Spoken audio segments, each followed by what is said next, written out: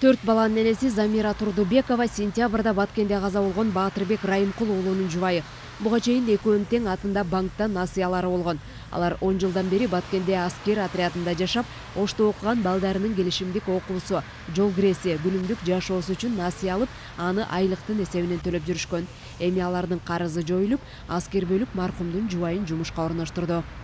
Балдарыбызды окутабыз деп ошо кредит алган болчубуз. Байтушун банкынан күйөөмдүкүнү, өзүмдүкүнү кредитимди Байтушун банкы жаап берди.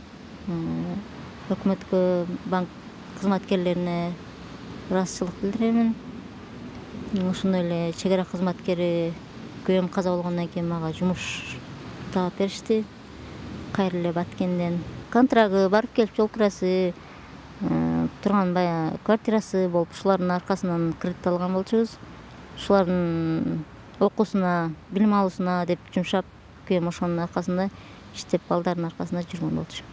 Каза болгондор, жаракат алгандар бизнесинен, турак жайынан, мал мүлкүнөн ажырагандардын насыяларын эсептен алып салуу, төлөө мөөнөтүн жылдыруу, комиссиялык эсепти жана үстөк айыптык санкцияларды чегербөө чаралары толук каралып чыкты. Жыйынтыгында жалпы суммасы 20 миллион сомго жакын карыздар кечирилди. Баткенде жашаган 474 карыз алуучу кагылышуудан жабыркагандыктан финансы кредиттик уюмдарга кайрылган.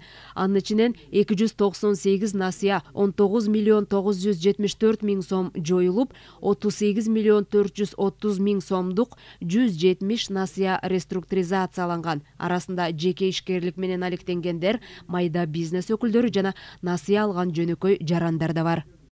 Мындан сырткары ноябрда Улуттук банк кайрадан чечим чыгарып, ага коммерциялык банктарга, микрофинансылык уюмдарга жана кепилдик фондко жеке чарба ишин жүргүзгөн Баткен облусунун жашоочуларына насыя алуу боюнча түшкөн арыздардын биринчи карап берүүнү сунуштады. 18 ноябрда кабыл алынган токтомго ылайык коммерциялык банктар жана микрофинансылык уюмдар жана ошондой эле гарантиялык фонд ошо Баткен областында ишкерликти жүргүзгөн жарандардын арызын жана ошондой эле кредит алуу боюнча багы кайрылууларын үзгүлтүксүз карап кредит берүү мүмкүнчүлүгүн түзүшү керек.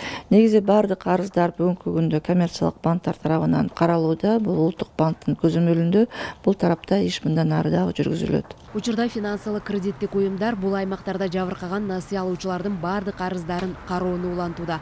Анда карыз алуучулардын берилүүчү документтери боюнча жеңилдиктер каралып, мындан ары насыя алууда каражат берүү шарттары да жөнөкөйлөштүрүлгөн. Элиза Нурматова, Умар Малашев, Фалато 24.